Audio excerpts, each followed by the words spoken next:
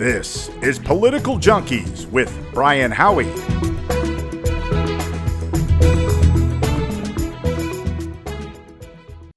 Hi again, everyone. It's Brian Howie. Welcome back to Political Junkeez, the podcast for those hooked on politics. So as this episode drops, we are approximately, give or take a day, 1 year since sort of our normal got shaken up, that our world sort of shut down. I look at the date of when things really got knocked out of kilter as March 11th, 2020. And the reason I remember that date is I was doing a live theater show in Denver, and it was a packed house, and we came out of there, and I turned my phone on, and I saw that Rudy Gobert on the Utah Jazz had tested positive for COVID, and NBA shut down, and then the dominoes started sort of that night. So as this drops, we're about a year away. So I kind of want to talk about not just COVID, but the year to year, from March to March, has been one of the craziest years that any of us have ever had for a lot of reasons. It was political, and it was protests and COVID and unemployment and the economy, and a lot of things got shaken up. So I have two people in here. We're going to sort of walk backwards a little bit and then move forward. She's been on this show 4 or 5 times. She always brings the heat. At least 5 times. At least 5 times. Kalika Moquin, how are you? Good, Brian. Thanks so much for having me back. And making his debut. He's got some things to say. Before we start these shows, I was like, is there anything you don't want to say? And he looked at me like I was crazy. What would I want to say? James Rhine, how are you? Doing wonderful. Thanks for having me. Where were you March? What was your life like in March 2020? I'll start with Kalika. Okay. Well, I own a DJ agency called Blackout Artists. And I remember like the very end of February, there started to be some cancellations of conventions, and I had DJs booked to play conventions. And at the time, I remember that being such a big deal. Like I was like so pissed that I lost this convention business. And I like calling some of the other agencies. I'm like, are you guys losing business? And then one of the other agencies like, no, I don't have any cancellations yet. I'm like, well, fuck, is it just me? And so I was like, I'm upset about that. And then all of a sudden, like, the casinos calling, they're like, oh, we're closing lounges because convention business is down, so we got to cancel your lounge DJs. And I was upset about that. And then I don't think I could prepare what was coming for the week of March 11th through 13th. It was just, like you said, a domino effect of everything canceling. I think Live nightclub canceled like out of an abundance of caution. We're closing. And then every club just copied that and posted that black square with the white writing that just like, you know, we're shut down, we're done. Right. And you know, I couldn't keep up with the cancellations. So it was just like the DJs are finding out that they had to like cancel the work, cancel their flights, cancel everything just from the Instagram posts. Right. It was like one thing, like you said, a few conventions around the country. Yeah. Was it South by Southwest? Like a couple things were canceling. I had some live shows in February in Singapore and New Zealand, and they were canceled. I'm like, things must be bad over there. But it was fine here. And then it was like, well, we'll cancel because not because it was going to be, you know, health-wise, it was because, well, the business won't be as good because people are canceling their trips and a lot of people around the country. But it was a weird thing. That was about the time, second week of March. It was like, this is weird, but it's going to shut down for a few weeks. Yeah, and I think that at the time it was maybe a few weeks. I don't think anyone anticipated that a year later we would still be here. I think that at the time April seemed far away. It was 14 days to flatten the curve, remember? Yes. Yeah, it was. March 14th from Sicily. And what was your life like? Or what do you remember as sort of the before and after? Gosh, I got a little jump. I remember seeing on Twitter all these videos being snuck out of China of just, you know, these guys in hazmat suits locking people in their apartments, shutting down entire apartment complexes, you know, with bars on the doors and people being dragged out of cars on the street. So this was, I think, beginning of February. And then the World Health Organization came out with that, it's not transmissible from person to person. So everyone kind of relaxed and thought that it wasn't going to be that bad. But I'm like, I'm going to start stocking up on shit. So I literally had all my supplies. So you were the one. You were the hoarder. I had this stuff ahead of time. So when and I didn't even tell my wife because I didn't want her telling other people and just, you know, getting out there and create even like a mild panic because, you know, everything can go viral instantly now. And just in case it didn't get bad, I didn't want to seem like a psycho. Right. But when she came home and she like started panicking, like, are we going to have enough stuff? And I'm like, babe, let me show you what I got in the man cave. You know, it's just like all this abundance of stuff. And had bought a bunch of ammo before that also, which is now like the new toilet paper. Ammo. If you're a shooter. But once again, I thought that it was going to be bad for a little bit. And then by May, I figured by Memorial Day weekend, Vegas would be back up kind of running. Because if you look at the stats, everyone that was dying, it was like literally 87% of the people were all like 65 and above. Right. It's fine. It was first, we noticed some things going on in Asia. And then about the time, 2 weeks before it closed, it was a problem in Italy. Yeah. Yes. Okay? And we looked at it here, and then, because I always wonder if, Rudy Gobert, the NBA player, did not test positive that night, which really shut the NBA down, which then shut down March Madness, which then shut down a lot of other things. South by, as you said, I remember that. Yeah, there was like a handful of things, but we were still at that time, because I went back and looked it up, like 12 people had it, and they were mostly in Washington State, and like 3 people died, and the numbers were, I remember saying, I was doing a TV interview, like, in Florida, like a week before, about something, and they did a little feature about something called social distancing. And I went on, when they went live to me, I was like, that's ridiculous. Whatever that is, like, that's stupid. We're never going to do stuff like that. Like, and I remember saying that at the time, I'm like, we don't do that here in America. And then slowly, when did Vegas shut down? When did they lock the doors on the casinos? Was that Memorial Day, or was that much earlier? March 14th is when Sisolak said everything is shutting down. Fast? Yeah, except for non-essential. Yeah, they think they gave it like a 3 or 4 day heads up, so guests could check out of the hotels and stuff. I think it was like, okay, on Tuesday the casinos are done, like they're shutting down. And then actually stations for a second were like, no, we're staying open, because I remember like Apex was still open like a couple weeks, and like the stations were like, we're not complying, and then they eventually got forced to. You brought up the convention thing. I don't think people fully realize the money and the planning and the stuff. Convention calendars are booked out sometimes years in advance, travel schedules. So to pull the plug on Vegas, which is essentially pulling the plug on lots of different things, but that business, which, we'll get into in a minute, like whether that'll ever come back, a lot of it, because people long run. But pulling the convention business out of Vegas is the biggest domino of all, I think. Mm-hmm. How far out, do they just cancel a month at a time, or do they wipe things out for 6 months? Do you remember how that went down here? They just wiped out everything. They just wiped out everything. Like so for somebody who works then, here, were you like, what was your attitude about that then? Were you just like, oh, I see what they're doing? Or were people protesting that? How quick? What was Vegas like?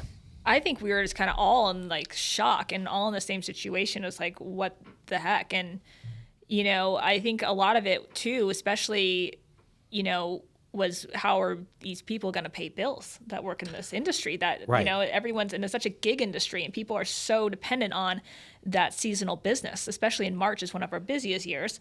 The pools just opened. There was, girls just got hired to work at Wet Republic. Yep. Went out and bought brand new cars and, because you assume the money's coming in. You brought up the gig thing. A lot of people focused on, when we shut it down, let's work it out with that giant union, the hotel, restaurant, whatever the big union Culinary is. union. Yeah. They don't really consider the gig worker. They don't consider the freelancer. They don't consider the people who pick up the jobs from the time. And those people fall through the cracks all the time. They fall through the cracks on the unemployment benefits. They fall through the cracks on people. They don't get calculated in stats. 2020 was supposed to be the year. Mm-hmm. We had the NFL draft coming in here. They built that new convention center in the back of the Link. I forget it was Caesars or whichever one it was. All this stuff.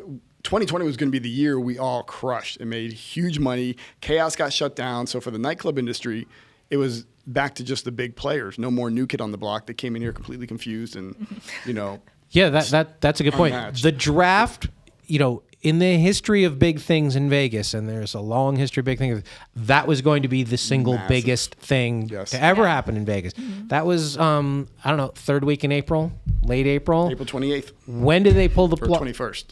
How long was it like, the draft might still happen, or did that get shut down immediately too? Was that March?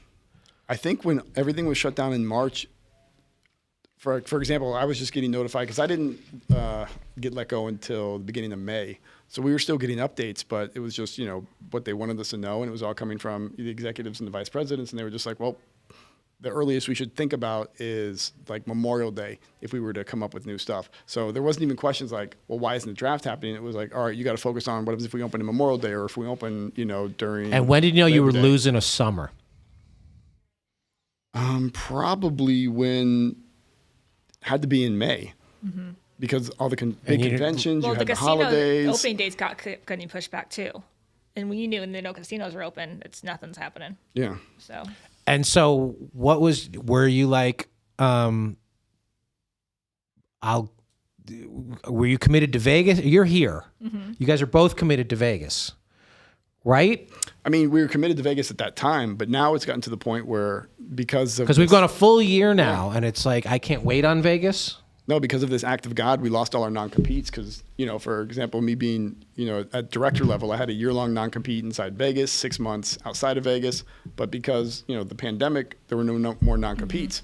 But this is, I've made it my home, so I wanted to kind of ride it out. But it's like now cashed out retirement, going through my savings, because this $400 a week is just bullshit. You know what I mean? Yeah. I mean, the unemployment, we can get into the whole episode about what a mess that was for a lot of people. But I mean, one good thing, and I know you mentioned gig workers, is they did open up the PUA, the Pandemic Unemployment Assistance. So if you were an independent contractor, you could get assistance. But it took months for some people to get paid. And what did you have to show to get assistance? Say it's like a 1099. So if you showed a 1099, then and how long did that last for? And people were applying. I think they opened it up in April. And I mean, I know people that didn't get paid till December. So, oh, really? Yeah. There are people because I knew that, like in Los Angeles, a lot of actors and actresses and whatever, they'll be like, well, they wait tables. That shut down. Then a lot of them were like, I'll drive Uber. Well, there was almost no Uber. Yeah. Like Uber was always like a good backup job for a lot of people. Uber was gone. And so then it's just people, I don't know what people were doing. And I don't know what people were doing here. Was there an underground culture of ways to make money? Were there private parties? Was that going on, or that just didn't happen? Oh, I don't. Not to get anybody in trouble. Well, obviously. But I got lucky in that sense where, or I guess my wife and I got lucky because we found out in January that she was pregnant. Or February? Sometime in February, we found out she was pregnant. So that kept us out of wanting to go to other cities to party and looking for the underground stuff. You'd see on people's Instagram stories that they're having a great time, but also with one day the Surgeon General coming out saying nobody needs masks, and the next day they're like, oh, everybody needs 19 masks. It was just everything was so up and down. We didn't want to take that risk with the baby. Yeah. Because we're healthy people. But you also had to be freaking out like, oh my God, we can't work and we have a baby coming. That's why I cashed out my retirement and knew I had good James savings. Responsible.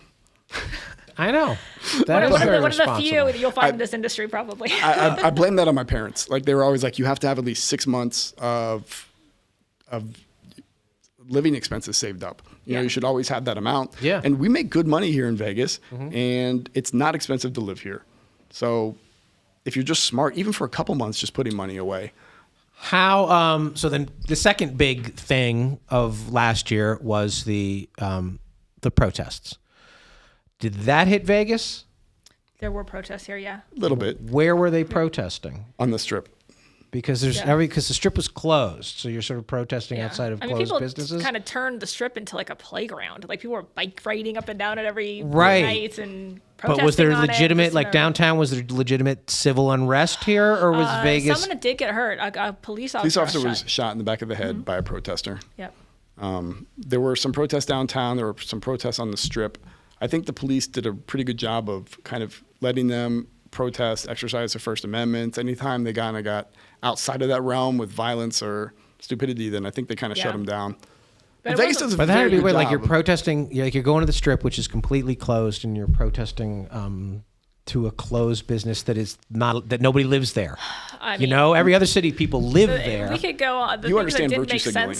All right, well, let's go. That's why we're here. I want to talk about the things that didn't make sense. The amount of virtue, like he just said, the virtue signaling has gotten out of control in 2020. It's like, and into 2021 is like even worse. It's like now fucking Dr. Seuss is like on the chopping block. Like he's, I know we talked about that in our prior podcast, like Dr. Seuss and Mr. Potato Head and people.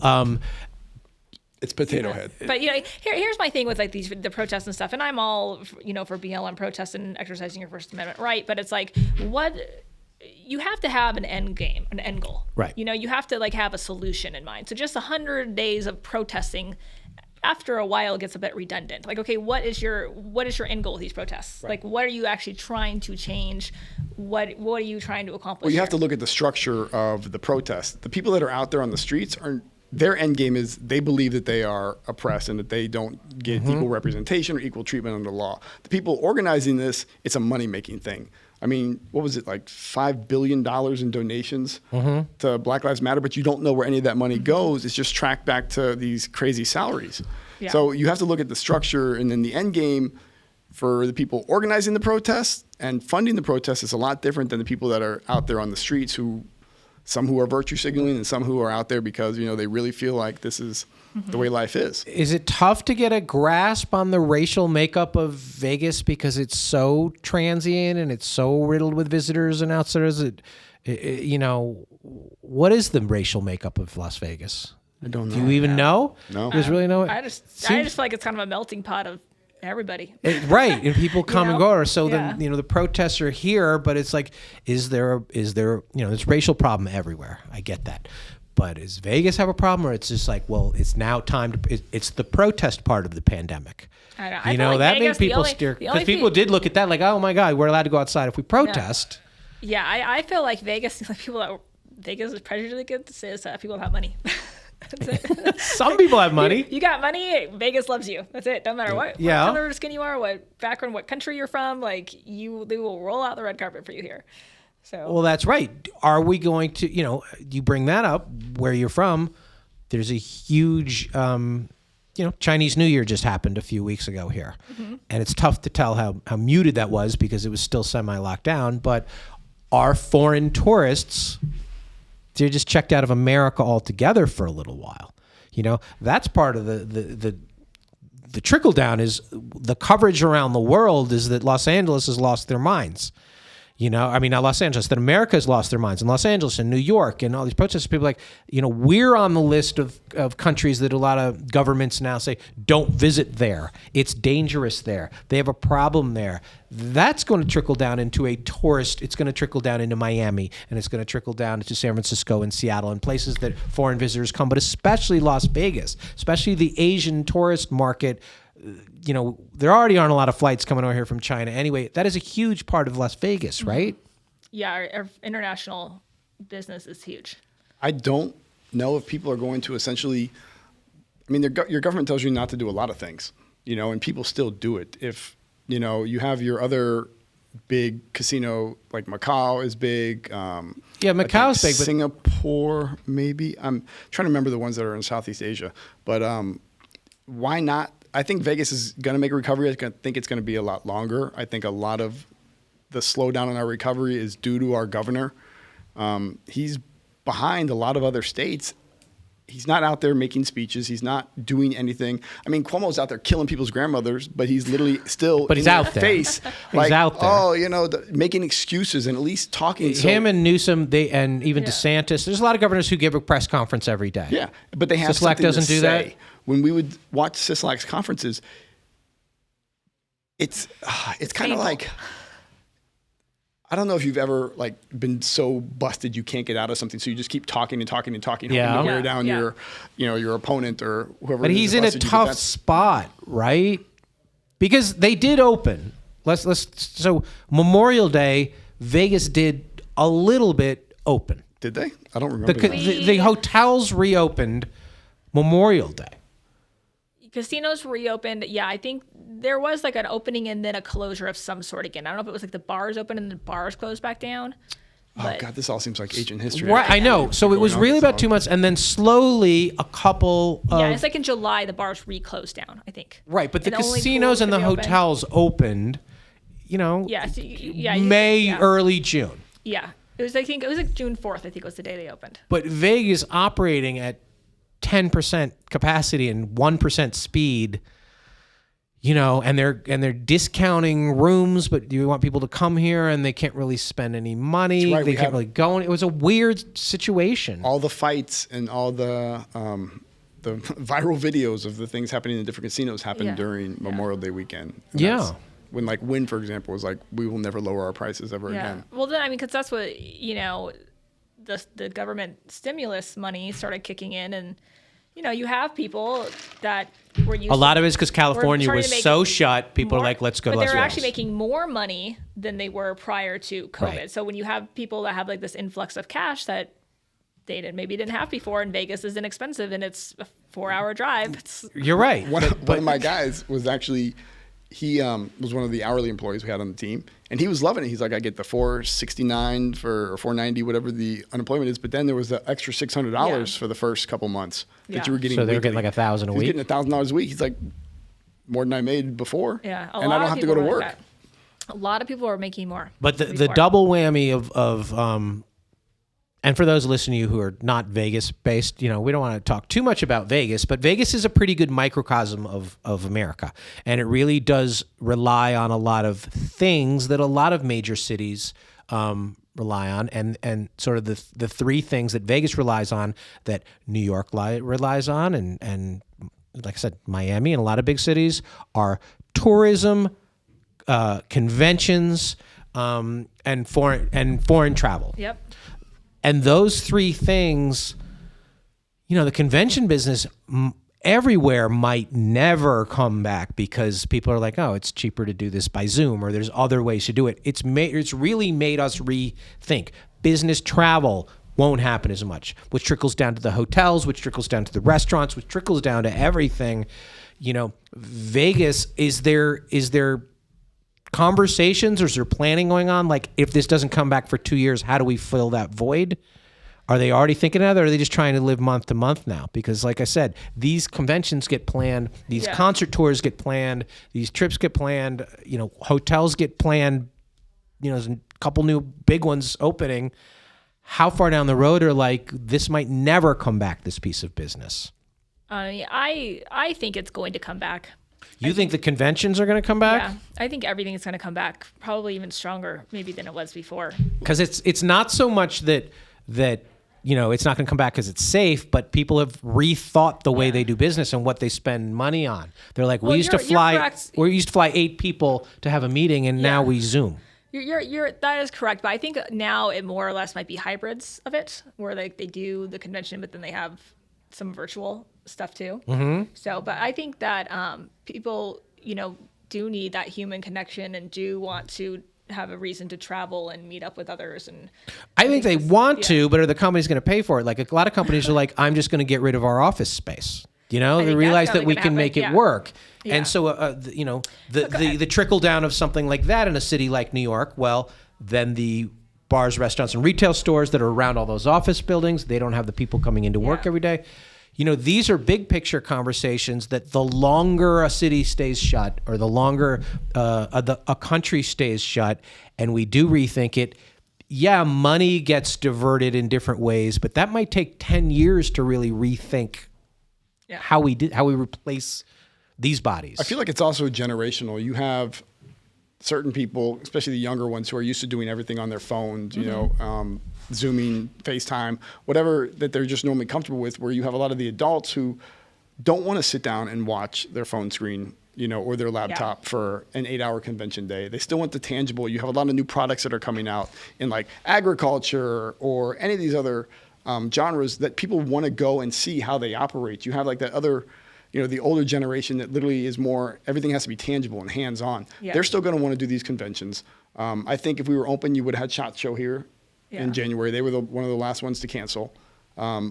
There's that desire to just leave your normal life. When you get stuck in these routines and you have that corporate job and it's Monday to Friday, whether it's in your home or whether it's in your office, Vegas was that escape. And I still think that desire for that, and companies are going to need to do that. We went on corporate retreats here in Vegas because there has to be those times where you get away, where you step down from the hierarchy and how everyone is tiered in the office building to like, all right, now we're going to do all this problem solving and these fun, tasks together, and everybody's on that same level. Go to Rhino till 6 a.m. and that was normal. But some of these, the convention schedule in Vegas is, it's pretty regular. Like, it was, yes. What's the big one? CES. CDS. And then, but there's CES, the fashion ones are in like February or whatever. Some of these are losing 2 years of it. So if it's 2 years of an industry's way of doing things is wiped out, that's not going to come back. because they're not suddenly on year 3 going to be like, we're going to go back to the way we did 2 years ago, because they had to figure out a way to get by.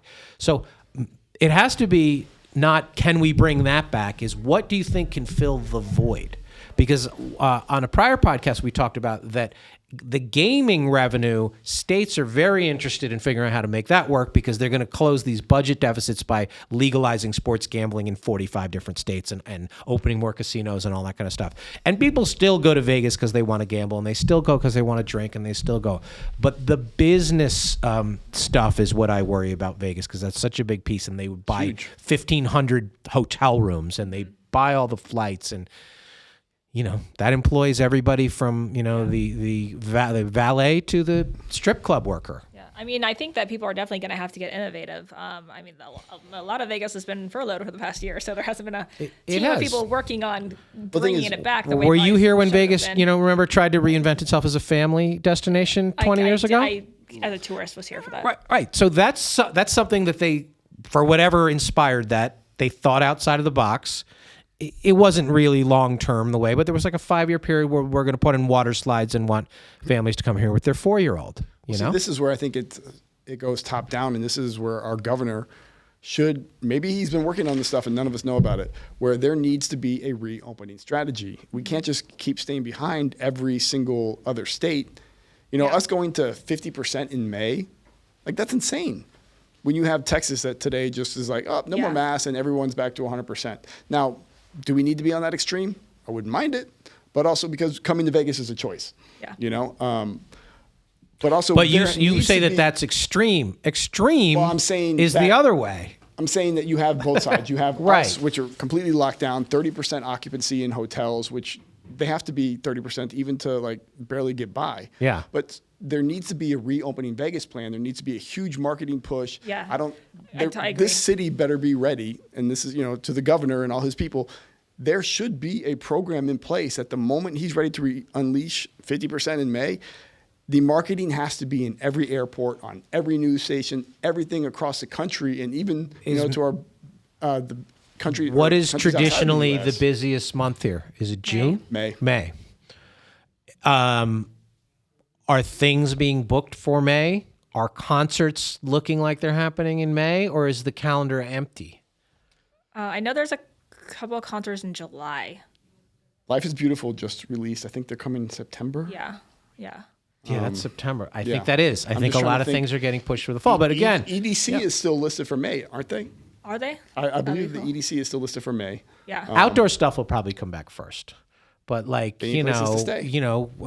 Mariah or whoever's at the Coliseum at Caesars now, they have to sell a lot of tickets to make that work. And if they're at limited capacity or any of the shows, that's going to be tough. And again, this is not just a Vegas thing. This is every city who is a vibrant business community has to figure out how, I was in Cleveland the other day, and Cleveland is like, they're renting apartments by saying, now you can just work in a really cool place and live here.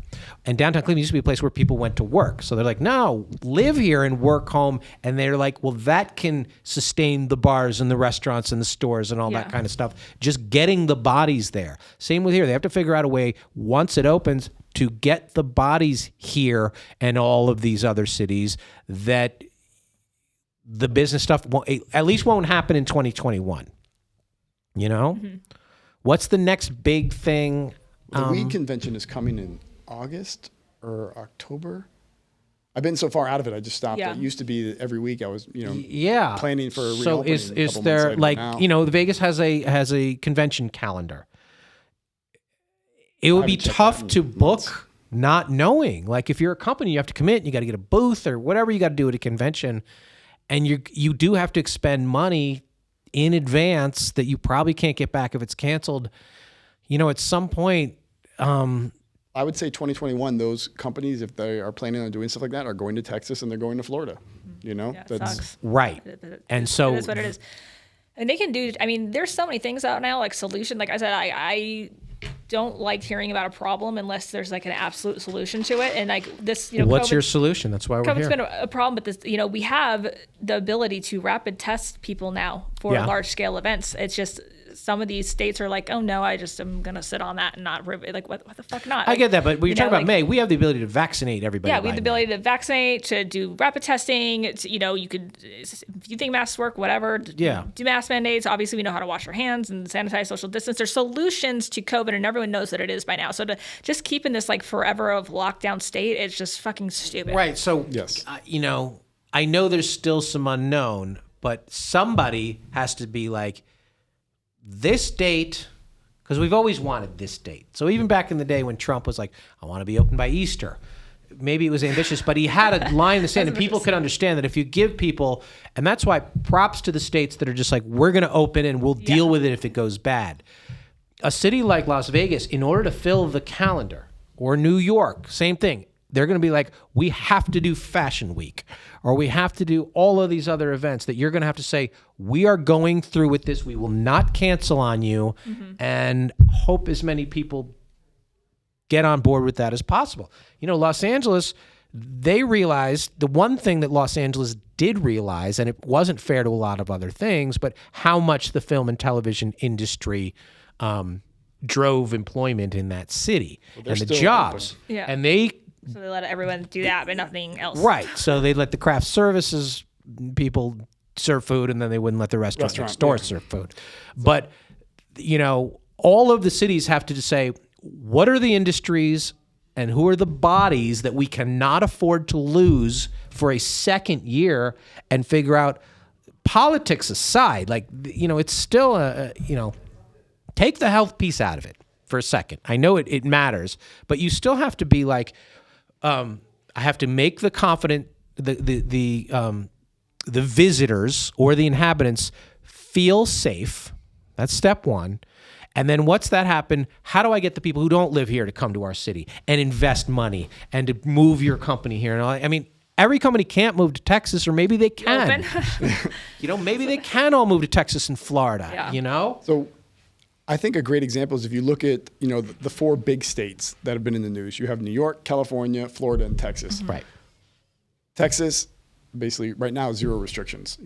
Texas and Florida have had kind of like really reduced restrictions compared to New York and California, which have everything locked down. New York and California are still crushing them in cases, deaths per 100,000. Right. So there has to be a moment to where someone says, okay, if we're supposed to follow the fucking science, look at the fucking numbers. Look at the science. Well, I know. The problem is everyone in Florida is old. The problem is we can't. I know. Florida has the fifth. New York or California has the 5th youngest population in the country, and they still have the problem.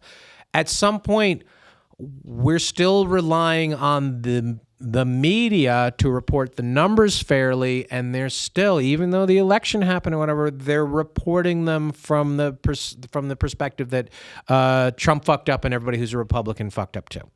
And so those states don't know what they're doing, and they're reckless and they're crazy, and it's still all the wording that they used to. And still, California. People know now because people in California, where I live, understand that he did get it wrong, but the rest of the country still, is getting the news that it's reckless to. Georgia was the first place to open. That's right. Almost a year ago. Yeah.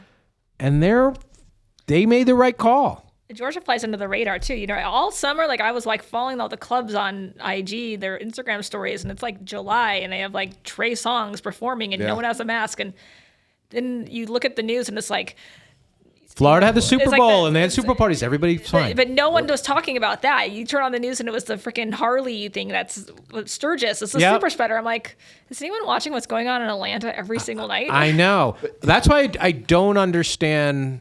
And we talked about this on the last episode. Very biased. How many people want to keep locked down, though? There's a lot of people who want it to go on a long time. Every time you see someone driving in their car with their fucking mask on, that is someone that one shouldn't reproduce. But also, it's those people are happy with the lockdown. They are. They are, but why? It can't just be the money. I know this answer. You do. Yes, it's because they didn't have life before COVID. That's what I think. And it was the great equalizer. 100%. Nobody's getting too far ahead of me. Yes. The longer this goes on, I don't feel, I've said that too, and I agree with you. The longer this goes on, the more it's the great leveler. It levels the playing field for everybody because we're all stuck in this together. You don't have the anxiety of having to go and catch up with the rest of the world when you're not I was losing before. And so nobody's getting Now too far everyone's ahead. watching Tiger King all day on a Wednesday afternoon. It's Exactly. not a big They're deal. the so same last life as year. me. Yeah. That's the thing is you have some people who are perfectly happy, like you said, watching everyone else in their misery. And those people are obviously, because they're miserable, the most vocal. So I have a friend who today on her Instagram was literally posting her story, hey guys, the pandemic's still going on. I'm watching these stories. And it's like, the fuck is your problem? You're married, your husband makes good money, he works in entertainment, so there's been no reduction in salary. Right. I asked those people, what is your standard? What is it, 0? Like, what is your standard where you will feel safe? If you have been working this entire time and haven't had to take a reduction in salary and your life has been normal, your opinion doesn't matter Doesn't a matter. year into And this. that's a lot. That's the news media. That's exactly. They've been working the whole time. Exactly. Like, Yeah. that is the most frustrating part when you have, Newsom is a perfect example. I mean, shit, you can pick any of them who are like, oh, this is so bad, everyone's going to die. But now I'm dining in a restaurant with health officials they're with getting no paid. mask on top of each All other. his Anthony hypocrisy. Fauci is the highest paid public official of all of our government. He's the highest paid guy in the government. And he wants this to go on a long time. He's a because hero. He's a media figure. He's now. a media figure. He likes it. As soon as Celebrity. it's over, we never hear from him again, and that's it for him. No, he'll write a book and I get it, but he's, trying to extend your 15 minutes of fame because you want to keep it going versus saying, like when he started to say, even if you got vaccinated, you still need to wear masks and everything. That started to turn things a little bit because people are like, because every other country in the world is almost like, come to the bar and get vaccinated. They're doing that in Ireland. Like they're incentivizing people. The way out of this is get a vaccine. Here we're like, if you get a vaccine, it still won't make a difference. Well, that's not making people rush to get a vaccine. Correct. Yeah. We're just handling it wrong. But it's There's too many people who those want to keep people this are going. The ones that are saying, the ones that are getting the vaccine are saying, oh, but you still have to wear your mask. It's like like you said, they want to stay in lockdown. They want things to stay the same. And this is my issue Crazy. with Fauci. Obviously, with the education he has and his background is something that I can't speak to because I don't give a fuck about that type He of went to stuff. my college, so he has the same education as me. All right. So, but the thing is, when you have someone who that is their job, it is to study diseases and this, you are only going to get a very narrow view of his perspective. And he is someone that would probably doesn't want any deaths related to whatever disease he's fighting at that time. There should have been, and this I blame a lot on Trump, is not having someone from an economic background being like, hey, yes, we could do a lockdown for 14 days, but this is the potential if this goes on for a month, if this goes on for 2 months. These are the job losses. This is what The depression, the alcoholism, the These are all the misscreenings, other all of it. things. Yeah. So, and then for a pandemic, you don't need to list, if they test positive for COVID and they die from anything in 60 days, that goes as a COVID death. Yeah. When you see stuff like that, and that's the problem with the conspiracy theories and everything else that goes around, is when you see something like that, a gunshot victim listed as a COVID death, there's nothing in no world that makes sense. Well, But once when you they have incentivized, yes. they paid extra money for COVID, and they did do that. That's not a conspiracy theory. That's a real thing. That if they label it as COVID deaths, there's a bigger Medicare payment. That's a real thing. So how in the world? Yeah. Those type policies are why we're in this mess, because then you were incentivized for everyone to die of COVID, a 60-day waiting period to die of COVID if you test positive for anything. So then you have people like us who, I have over 200 friends that have got COVID and only one went to the hospital. And that's because she has lupus. We see these things and we're like, all right, so if you have to fudge the numbers and masks are good, then masks are bad. And now my friends that have got COVID are like, man, I've had flus, I've had hangovers that are worse. But then all of a sudden you hear about this 40-year-old that died of COVID that was perfectly healthy. Well, I know. That's part of it. A lot of people walking around hungover every day, and they don't even know when they feel sick. They're like, I feel like that every day. My dad's 80 years old in a old folks home in North Carolina. He got COVID. He survived. And it was one of those things where when I was talking to him, I'm like, he's like, yeah, apparently I got COVID. I'm like, what do you mean apparently you got COVID? He's like, yeah, I tested positive for it. I'm like, well, why'd you get tested? Did you have symptoms? And he's like, no. I'm like, all right, let's start off. Long story short, I'm like, he's like, oh, I thought I had pneumonia. I'm like, Dad, if you thought you had pneumonia, you had fucking symptoms. Like, pneumonia is not something to fuck with. But my dad, old school, like hunts bears with a muzzle loader, like Vietnam vet. He was just like, yeah, so they told me I had COVID, not pneumonia. And they had him quarantined for 14 days. And Well, back to normal. Yeah, I mean, and it's amazing because this is political junkies, and it's theoretically, but how much of it we talk about COVID because how much of COVID is political, and it's still that way. And I just wonder at what point do people accept that and say a lot of this is political, and then say at some point I need to go back to life or push the envelope or go back to work, and somebody's got to do what Texas did. Do what these states are like, that's it. Yeah. Well, it's over. crazy because I used to be very, very left, and James and I have had this conversation. James is she was Republican. insane. I had to mute her on Facebook. And but when the COVID thing hit, I didn't think of it as political. I was just like, whoa, shutting the stuff down and putting people out of work, that's not right. Like, if people don't want to get sick, it's their right to choose to not go out into quarantine. And I'm like, this forced stuff, I did not think of it as a political thing at all. I think Trump made a mistake by, saying something in the beginning, I don't know what he said, but that turned it more into political. Like, he supported.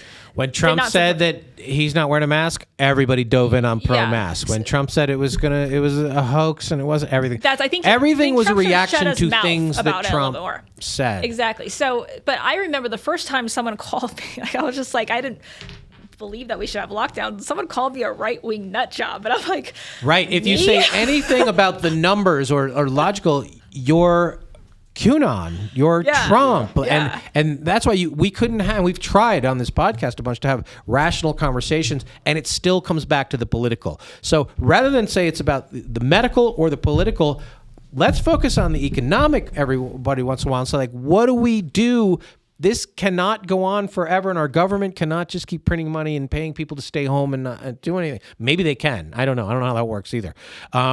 They seem to have money when they want it. You turn into Venezuela. Right. Turn into Venezuela. But at some point, it's like, what is each individually we think is our end game on this? I've worked consistently. I've traveled consistently. I've had the busiest 12-month period of my life, probably, because I chose to do that. It wasn't like I was reckless or putting other people in danger, but I was able to do things to move my own life forward. Mm-hmm. And I thought going to my local CVS was no worse than going to a CVS in Nashville. Yeah. CVS is CVS.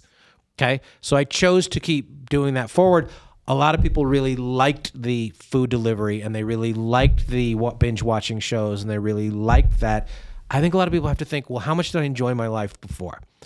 Because you certainly don't want to turn the lights back on to the world and go back to a life that you weren't that unhappy with before. So hopefully a lot of people took this 12-month period and rethought, what do I want to do moving forward? And how do I turn this into an opportunity? If I wasn't happy, how can I be happy? I hate watching like all these shows. I don't like it because I see real life and what life was like before COVID.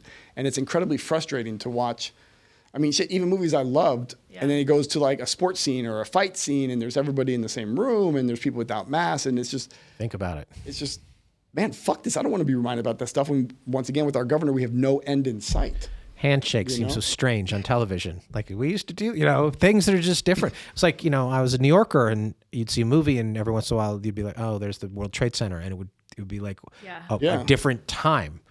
And so, some things make sense. Like I like the plexiglass in front of the cashier. I think they should always have. I think that's fine. I think they should have that. I like a little distancing. I like sanitizer. I like certain things. Certain things like we have to rethink, and I'm like, oh yeah, that works or whatever.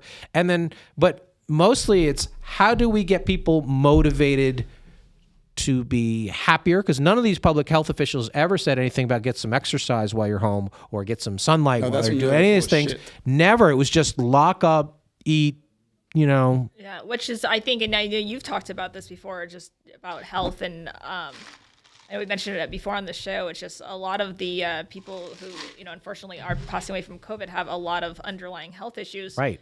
Because of their own life choices. Mm-hmm.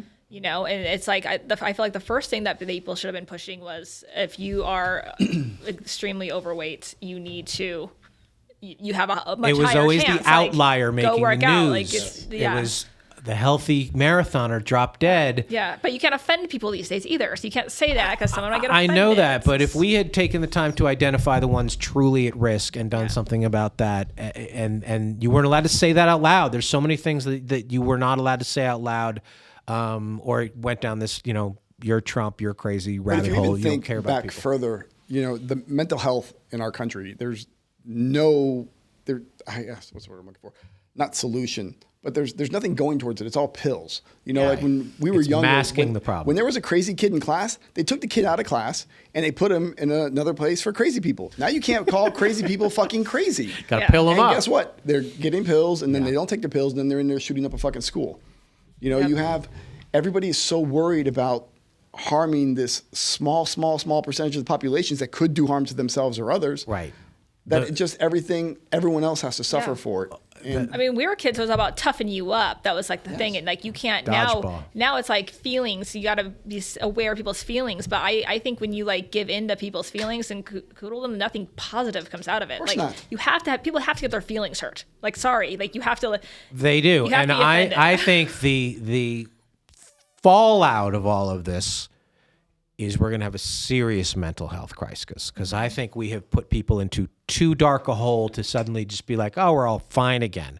I think people really have gone down, and I think that's no matter how we open things, close things, or whatever, we got to figure out a way to address that, not just pill it up, not just hide feelings, we can't offend anybody. Like we have to figure out a way to make people want to be healthier, want to be better. have to stop watching the news, and they have to get off social media, and they have to go outside, and they have to start making real connections, Yes. even if it's just with people in your own family Yep. that are in the same household with you.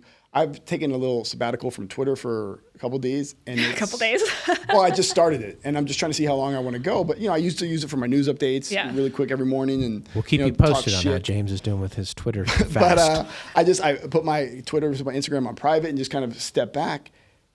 And the toxicity is not there. Like you go on a lot of these apps looking to get into a fight, and you know your triggers, so to speak, and that just sends you down that rabbit hole of negativity where you're just looking to one better that anonymous troll that in real life you would just punch in the fucking mouth. We added that you bring up the toxicity. We added an unhealthy political culture to a health crisis. And so you made people already emotionally unhealthy because of that. They were physically unhealthy. And, the best thing anybody could have done is go outside and take a walk. That's still the healthiest thing that everybody could have done on a lot of levels. And we told people that you can't do that. You can't walk on the beach. You can't go on the trails. And we shut everybody down. So you then locked us in with our social media and with our emotions and getting fatter and drinking more. And we created 200 million people who was like a time bomb here. Yeah, it really was. That was what I thought was so funny when people were like, oh, did Trump handle this correct? No, in my opinion. But you have these people who are like, oh, the Trump virus. Motherfucker, have you looked? The entire world is dying from this. I know. There's like 2.5 million people that have died globally. This came from one spot, and that country decided to close down domestic travel and keep international travel. Right there, that's why when Biden came in and the first thing he did was not help us, but decide to give money back to the World Health Organization. Yeah. The same organization that covered for China. I know. That literally told us a year ago that it was okay and that this virus was not asymptomatic. These organizations that we've traditionally laughed at, CDC, World should Health go Organization, we're like, what do we do? And suddenly they're the voice of reason. We should be inside the World Health Organization arresting every single person there. If they have any offices here in the United States, kicking them the fuck out, Screwed up. never funding them again, be like, hey, you know what? You want to work for China? Take their money. I know And it gets James heated now. Start from the ground up. But that's what I'm saying is people aren't looking at the root of all these things. Everyone's like, oh, well, Trump said it'd be over by Easter. Well, yeah, the World Health Organization told this motherfucker that it wasn't contagious through normal people. And plus, blaming one person for this is just ridiculous anyways. I know. All right, we're going to end this on a positive note. So March 2021 to March 2022, what do you hope that year looks like? Paint a picture of what you hope that looks like. I hope that everything opens up and business just booms for everybody. That's good. Everyone makes money, and if somebody wants to cry about it, they can stay their ass home. They don't care. They don't have to participate in the boom. The pool is open. The boom will happen without them. Pool is open. The boom. So you want it to be a boom year. Yes. I think that's a good chance I'm going to have it. James, your March to March. All right, a boom hopeful. year would obviously be incredible. I just wish that people would take this time to reflect and see not necessarily why they're in this situation, but why they personally feel the way that they do. And if they look back and say, I am this toxic and this angry because I've been watching this news channel or engaging in these type of arguments on this social media, cut those things out of your life. You have so many other things that you can do to provide an outlet. Yeah. It's just getting that toxicity out of your life. You get your friends to do that, and then that's what starts to spread to everyone. Is kind of like not being able to be used by the media or by either political side, because both sides do it. You know, you have to look at yourself, see why I am toxic, why I am angry, why I feel like I have no future, and fix that shit yourself. Because at the end of the day, you were the only person responsible for yourself. Yeah. That's it. Yep. No one else. Yep. You can blame Trump, you can blame Biden, you can blame anyone. You're but right. At the end of the day, you will still be a fucking loser living in your apartment by yourself and crying about how miserable you are, and it's going to be your fault. Well, that's the word I would blame. So for my Accountability. hope, I like it. Yes. my hope for March to March is that we don't spend that time rehashing the last year, finger pointing, blaming. We pause on it. Just the way I couldn't believe that the first thing Congress chose to do was to deal with the Capitol riots as soon as they got in. There's more important things. They should have tabled that for 5 months and done that. For 1 year, we don't look backward. We only look forward. And then after a year, we will see when all the dust falls and we'll sort of reevaluate how we handle things. Shit, 3 but months. rather than waste the year, another year, like you said, everybody back in the pool. Let's see where we can go. Let's look forward, and then we can take a time and rehash and look back at the mistakes we've made and all that. But let's not turn the lights on and then waste all of that time finger pointing and arguing and all these things. You guys were fun. Yeah. Thanks, Brian. This was a lot of fun. Thank you, Too guys. fast. I know. That's the way it goes. As far as us, like, share, subscribe, and as always, please review Political Junkeez. Your reviews do mean a lot in the podcasting ecosystem. And we'll see you next time. Thanks.